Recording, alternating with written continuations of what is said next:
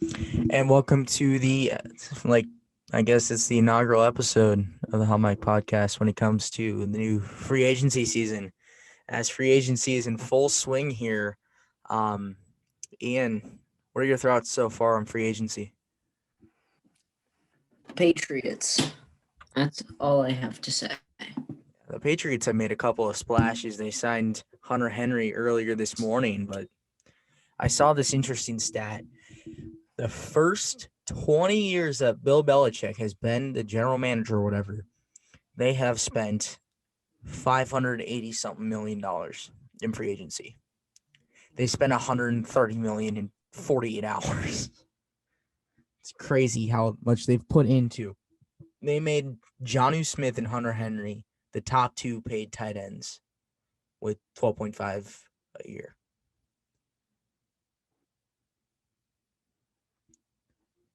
So, we are going to be talking about our respective teams here.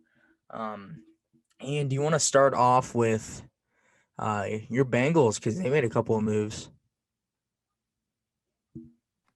Yeah, they splashed to try and make the defense better, and I feel we're moving in the right track. And if we can get those free agents from last year to get healthy, we could build a quality defense this year. Yeah, that defense is looking good. Kind of surprised they're not deciding to use the tag on William Jackson. Um, do you, as a Bengals fan, do you feel like they should have done that?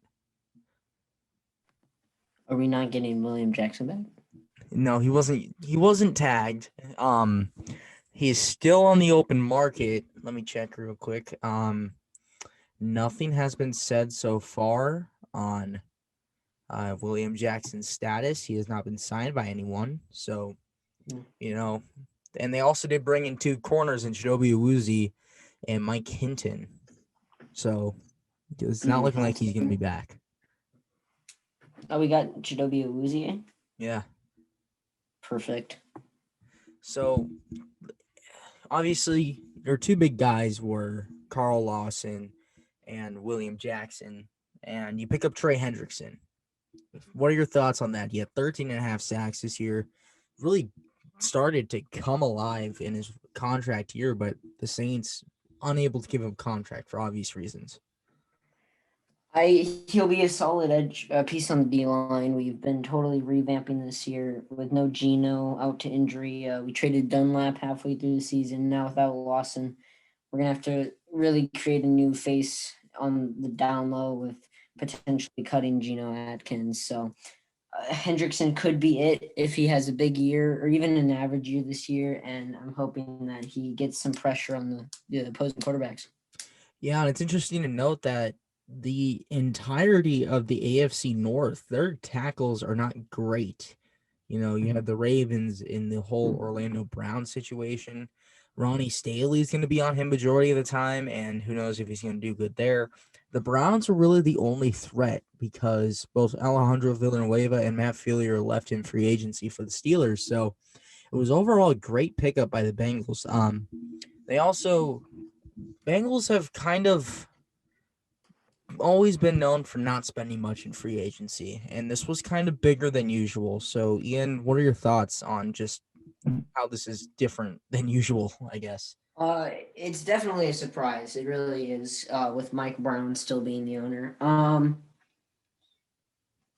happy that they're actually making They're going trying to put pieces around Burrow, and the more pieces around Burrow, the better we'll do, even if it's on the defensive side of the ball. Now, the offensive line is still in question because it is atrocious, Yeah, and that's one of the worst in the league, without a doubt. I hope they can pick up a guy. At least one for now is better than none. That's probably the worst way to put it, but I mean, I guess you could do It it that is, way. but when your offensive line is the Bengals' offensive line, you're definitely looking to improve on all sides of it. Yeah, it's been a struggle for them ever since Andrew Whitworth walked in free agency a couple years ago. And let's go to the team that he went to, the Los Angeles Rams. They made a couple of moves of their own that have been questionable. They also opted to not use the franchise tag last used on LaMarcus Joyner back in 2018. Um, it was rough as a Rams fan. I really wanted John Johnson, the safety, to continue his career in Los Angeles. He was one of the more outspoken guys on the team. Uh, but he's also backed it up. He was the one that picked off Drew Brees in the 2018 NFC Championship game. And he walked, he went to the Cleveland Browns, which we'll get to in a second. But then the Rams decided to re-sign Leonard Floyd for $16 million a year. Ian, So they choose to bring back Floyd, who's been serviceable, but not the best linebacker ever. But let Johnson walk. I don't understand that. yeah, I don't get it either. I mean, his contract is $64 million for an average pass rusher. Sheesh. Like, at that point, I would just rather take a Son Reddick with who would be less money and about the same, and keep the cap space that we could get by like a couple $1,000,000. You can sign a deep threat. That's who we still need, and then potentially pick up a center like Alex Mack. So what was Hendrickson's deal? Do you know? Hendrickson was 4 years, $80 million, Mm. but he did back it up with 13 and a half sacks, which was top Yeah. 5 in the league. And Floyd did not. Really. Floyd had 10 and a half sacks. Which is good. But also Aaron Donald's on your team, which yeah. If you look back at Dante Fowler back last year, he did well with the Rams, recording 11 and a half sacks, and then went to Atlanta. Now, he did claim in a statement in the offseason saying, wasn't my fault that I sucked this year. I was injured for 15 weeks. But even those 2 weeks that he wasn't quote-unquote injured, he still sucked. So it just confuses me on what is going on with the Rams. Are you saying it's the Rams scheme that makes these players perform well? Or are you I'm saying that it's Aaron Donald. taking the attention away from the other guys? Yeah. I mean, he's getting triple teamed, quadruple teamed on the regular. That's unheard of. And he's a defensive tackle. He was putting edge numbers up as a defensive tackle, and that's why he won Defensive Player of the Year. And when you look at some of the past guys that have left, you got Corey Littleton, LaMarcus Joyner, and Dante Fowler. 3 big guys, 1 edge, 1 linebacker, 1 safety. They all have sucked ever since leaving Los Angeles. Yeah. So that's just my thoughts. I've already said kind of what I was thinking, but we were going to get to the Cleveland Browns. They made a big splash of their own early into the free agency hours. They signed John Johnson, who I previously brought up as a rival to the Browns. What are your thoughts on this signing? Definitely going to make that secondary into a more formidable opponent against Burrow, but it doesn't matter because you can't reach the secondary if you can't get a few seconds to pass. Yeah, and that they also made a signing a couple hours ago in Takk McKinley, the former first round pick a couple years back. He had that emotional speech about his grandma. And he's sucked. I mean, we're being honest here. He sucked. He signed with the Browns on like a 1-year, $4 million deal.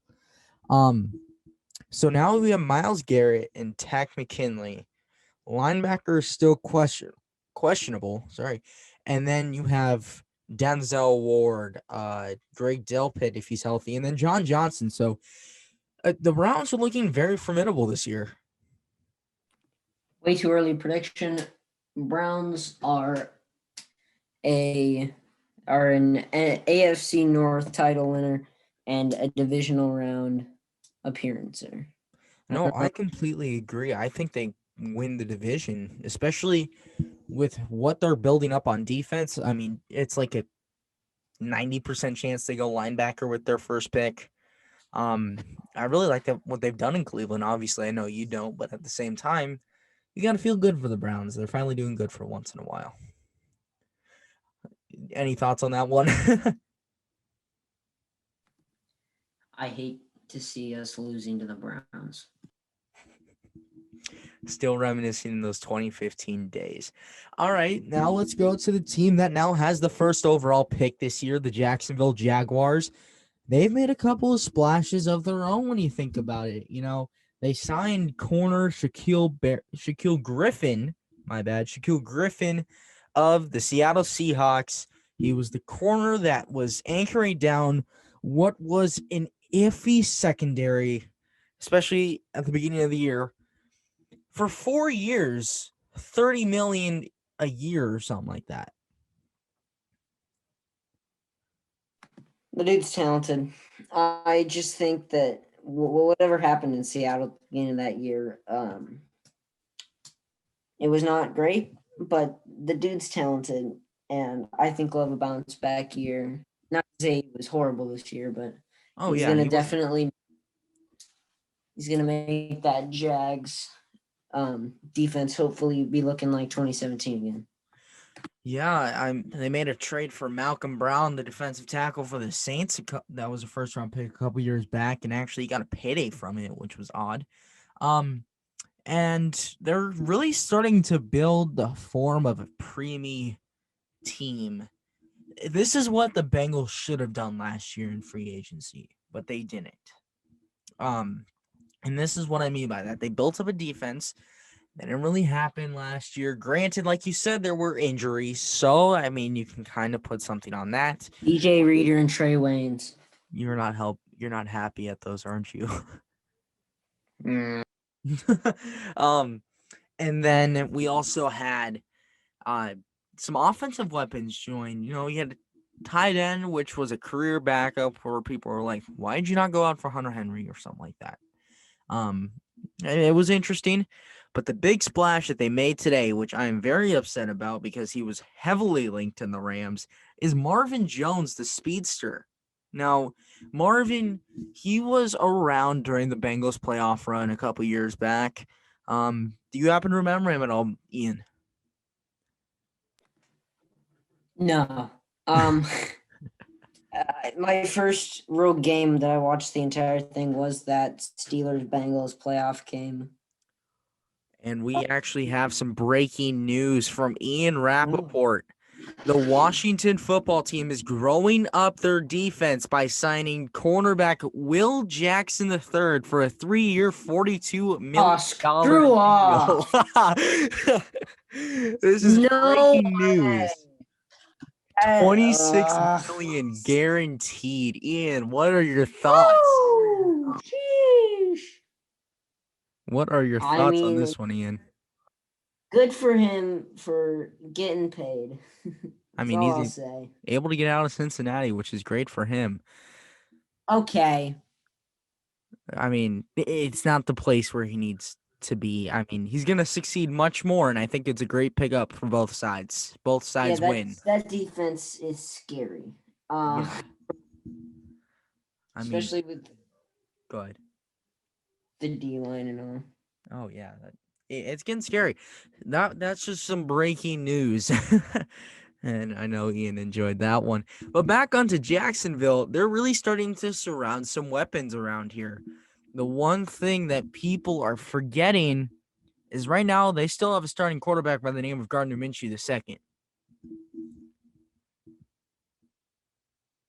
I do want to point out, just scrolling through Instagram, I did get a post from the confirmed Bengals site saying that they have extended safety Brandon Wilson. So he will not. Oh, yeah, he was the punt returner guy. He will be staying with the Bengals till 2022, 2-year extension. You just needed that to make your day a little bit better, didn't you? I just trying it. All right, well, the Jacksonville Jaguars are doing it right. Well, that's all I got to say. Now we're going to go to a team that we just talked about, the Washington football team. They've made 2 big signings. Obviously, the William Jackson signing, which is a great signing for them because they missed out on Ronald Darby, which I feel like is an upgrade. But now they got a new quarterback in town. Ian, do you know who this is or no? Is it Fitzmagic himself? It is Fitzmagic. Beard in mighty glory has appeared into the Washington football team. And that is going to be it for Tua's backup. It's Tua time. I was looking through. I don't know if this is confirmed or not, but it said the Dolphins are going to either look into signing or are signing Jacoby Brissett to now play that backup and mentor role. They did sign Jacoby Brissett. Thank you for pointing that out. This is big for the Dolphins. This is taking a step forward. They still have a lot of cap space left. Kyle Van Noy cut was very weird, but still, it's looking to be good because they might be getting to Europe for a big name target in Kenny Golladay.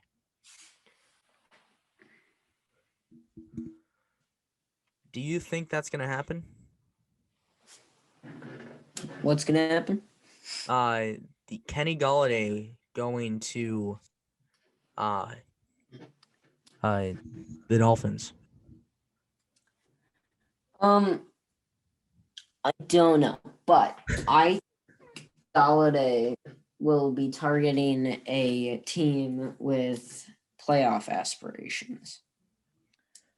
So it could be the Dolphins, but I mean, playing teams like apparently a new revamped Patriots, the Jets with maybe a new face of the franchise, and of course the Bills, who are turning into quite a nice team.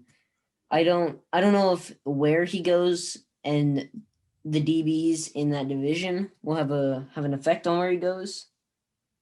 Because if he goes to the Dolphins, he's facing Tre'Davious White and Gilmore. Well, Gilmore might get traded. That's a big thing. That's a big if right now. True. He's been up on the trade block for a while. Still, Tre'Davious White is a stud, but I mean, honestly, Washington needs more wide receivers, and the defensive backs in that division are nothing to write home about. I don't think they have anyone, do they? You got whatever the Eagles are doing. I was also thinking that, but I also thought of Curtis Samuel for Washington. Yeah. The speedster that played under Rivera. It seems kind of like the right fit. But important thing you note out there is you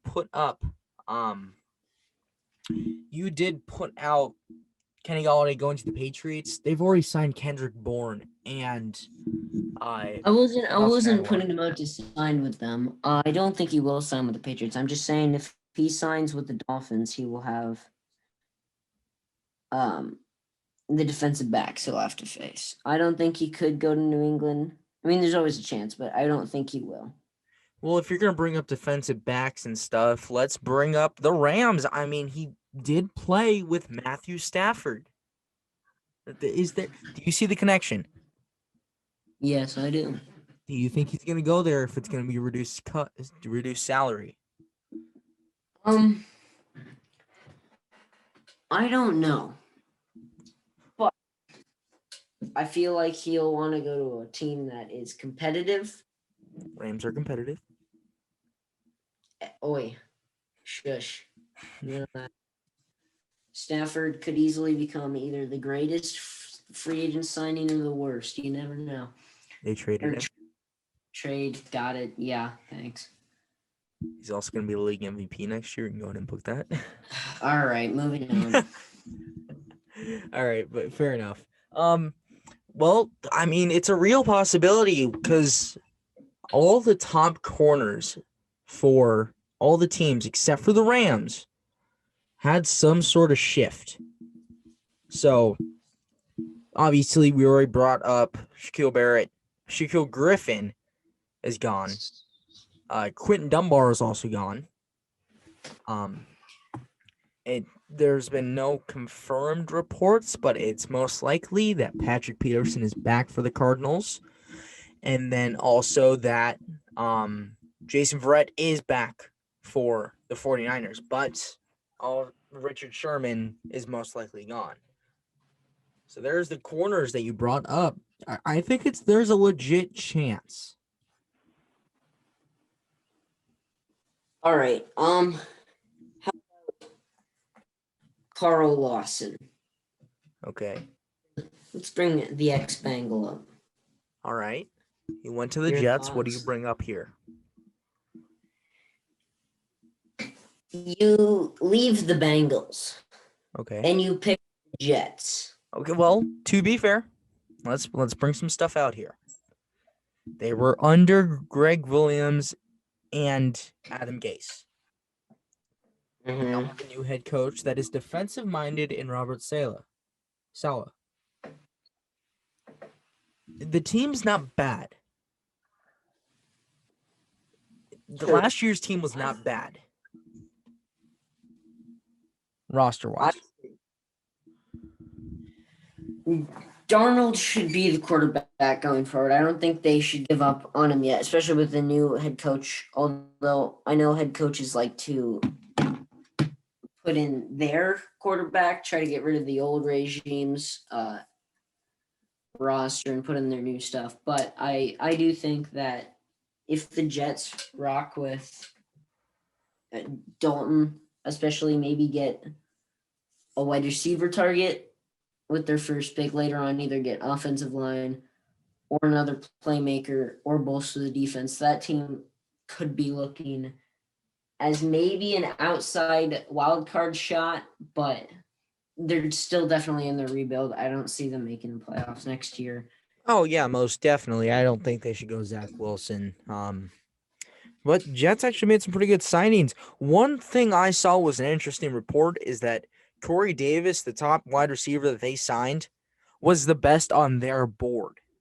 They didn't even try and go for the Marvin Jones or the Kenny Galladays of the world, which I found quite interesting. Really? Yeah. No, it's kind of interesting. Now we're going to shift over to the AFC West. Because what's going on there with linemen? Okay? So save some linemen for us. you have linemen. You could build They an ain't good. offensive line with all the players that have been released from the AFC West. Hey, Mitchell Schwartz. Yeah, you have Mitchell Schwartz, just like you brought up. You have Eric Fisher, the number 1 overall pick back in 2013. And you have 3/5 of the Raiders' offensive line. Because they traded away Trent Brown back to the Patriots. All right, here's my another hot take from Ian. All right, let's get this. Let's go. The Raiders are going 6-10. I completely agree with this. There is no hot take here. They're not gonna make the playoffs. I don't understand this signing. These releases. They released All-Pro center Rodney Hudson. Okay. Didn't they cut Incognito too? They cut Incognito. They cut the other guard. The only guy that they have left is a cheap lineman. It's all part of the plan with old Gruden over there. He's playing it like it's 2002. Defensive ball, even though their defense is abysmal. I'm not gonna say anything about it, but they're going 6-10. I think they're gonna start off pretty poorly, and Carr's gonna get benched for Is Mariota back? Mariota is still on the books, yes. So I think he's gonna bench for Mariota. Mariota is gonna do some signs of talent, maybe catch the eye of one of these QB hungry teams next year. Maybe the Patriots if Newton doesn't work out, and the Panthers. I think Mariota could very, very easily find himself in a starting job again after next year. Well, the thing is with the Raiders, and this was another report that I saw on Twitter, and it wasn't like I was just throwing one out there that was like from a no-name. This was from, I believe, Dove Kleinman or something like that. A big, well-known guy who has got a lot of information out. He came out and said the reason that they might have cut all these players, and because they cut Rodney Hudson, and it actually lost them cap space by $2 million. There was no reason for them to cut at all. I Mhm. saw this report, and these are all allegations. I'm not saying that he said, she said. This is just a rumor that the Raiders actually don't have any money. Hmm. Like, you Hey, get rid of their cap space, and they have plan. absolutely nothing else. Gruden's plan. You gotta stick to the plan, man. All right, you stop with the gridiron stuff. All right. All right, yeah. Um, it's more or less right now for the Raiders. It's not a rebuild anymore. Like, It's they're one of the teams really where you you can't you can't make it to a playoff spot, but you're also not bad enough to get down and really change the franchise by drafting one of those top QBs. Because they haven't been that bad. They've been consistently okay. yeah, They're just stuck in that limbo of just not good enough, but also not bad enough. yeah. I mean, it sucks for them. Like, they've had legit chances of going and doing well, and then they do themselves something like this. I mean, it's weird. Another thing that happened in the AFC West involving linemen, which I'm surprised we haven't talked about in this, but until now, Joe Thuney has just made bank, guys. If you don't know about this contract, I have no idea how you don't know. I heard about it. Yes, Joe Thuney, the guard formerly of the Patriots and is now the guard of the Kansas City Chiefs, has signed a 5-year, $80 million deal. Now, originally, what we thought when the Chiefs cut Mitchell Schwartz and Eric Fisher minutes apart was they are trying to save as much cap space as they can. But why are they doing this? We have no idea. Yeah, it's to give $80 million to another lineman. I thought Mitchell Schwartz was pretty good. Why did they cut him? To save money. I mean, both of them made the Pro Bowl. I feel like that wasn't the ultimate goal here. I feel like there's something else they're planning, maybe another big free agent signing, or Well, I planning. wouldn't be surprised. They're near the bottom of cap space remaining. They also just cut Damian Williams, who saved them the Super Bowl. Which, come on, he opted He out of the opted season out because this of his year, then. grandma. Mm. That was just a bad move. I'm sure he will find his way back. Yeah, he did very well. Another thing I want to touch on is the Saints QB situation. Yes, I'm glad that you brought this up. Go ahead. The heir apparent to Drew Brees is who? Famous Jameis Winston. Wow. He has talent, Yes, just he not. does. I think with a year or two under Sean Payton, in my opinion, one of the better coaches in the NFL, I would agree. really mold into a great passer. And I mean, he's in the same boat as Mariota. He just needs an opportunity. That same draft class 1 and 2. He just needs another opportunity to prove that he's still got it in him. And I think he's going to get the shot because Taysom Hill is just not a fit, not the right fit. Oh, yes. Well, Taysom Hill is getting paid $140 million, so Which is baffling. for 4 years, may I add, $140 million. I've seen this QB that's making this bank block a punt. I don't think he's a QB. I think he is a Swiss Army knife, a very expensive one at that. That I don't think deserves that kind of paycheck. Yeah. I like Jameis here. I also like them trading out of the first for more late round picks and picking up a guy like Jamie Newman. Like who? I think he's from Wake Forest or something like that, Georgia. You had a pretty good. Mm. You had a pretty good day at the Senior Bowl. And we have some more breaking news from Ian Rappaport in regards to free agency. Ian Rappaport is reporting about Patriots center David Andrews. He says, and I quote, after weighing offers for the Patriots all day, center David Andrews is going into free agency, source said. He'll now look at the offers from the rest of the league. So Let's go, Cincy! There's no way you're getting him.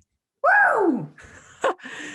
So arguably the top center who almost went to the Patriots, who is now finally in a rebuild, he's gone. Yes, and I'm so glad for it.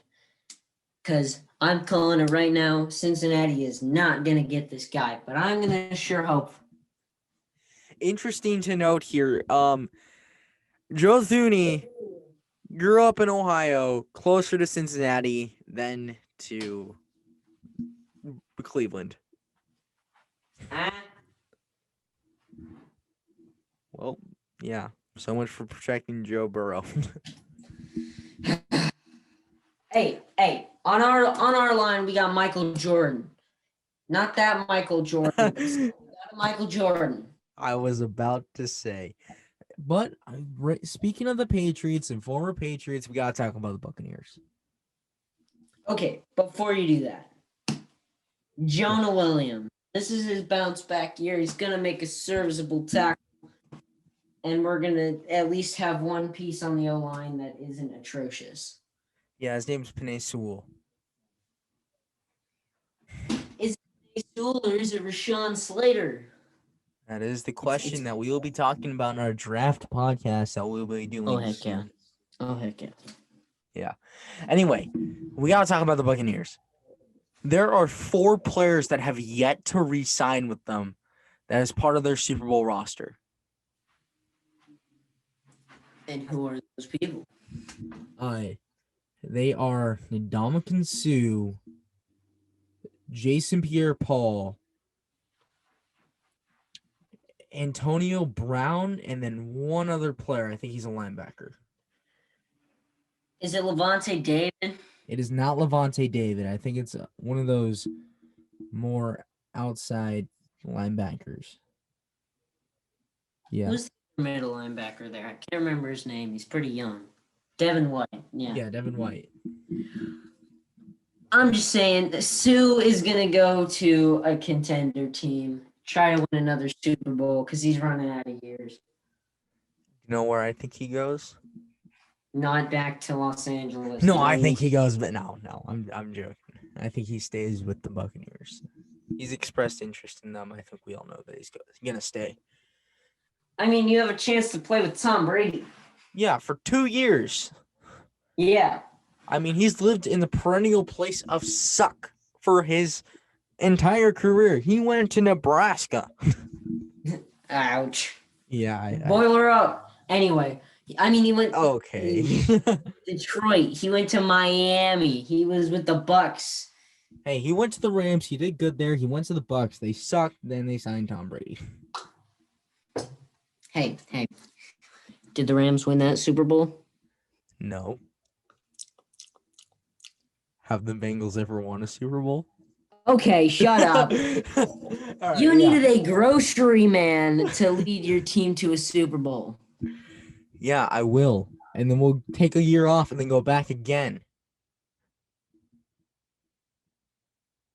Yeah, that one flew over your head. Anyway, we're about to wrap this episode up. Ian, you got any last thoughts here on free agency? Any big players that you're hoping to do well or get some bank? Linemen. What do you want to see the Bengals do? Linemen. I don't know what else to say, man. If we get no line, we're at least getting 5 wins next year. Wow, a whole 5 wins.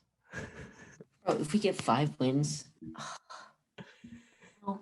if we get 6, that's.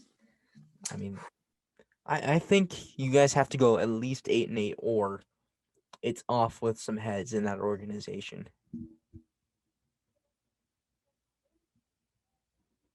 I think Zach Taylor's gone. Not Zach. Zach whatever. Dak. All right, we're done. Yeah, that's gonna wrap things up here for the Mike podcast. We talked about free agency as you have just listened. Maybe in a week if some players are still yet to sign. You know, you got Jadeveon Clowney, a bunch of key backup players that you definitely need on like defensive line and stuff are going to be signed within the next week or so. If there's any big breaking news, we're gonna get on here as soon as we can. We do have a draft coming up. And yeah, I mean, we finally have some news in free agency. Ian, have you filled out a bracket at all? That's great to hear. Anyway, thank you guys so much for listening and tuning in. This was fun to make. And hopefully we'll see you guys next time. Thank you. This has been Ian and Logan. See ya.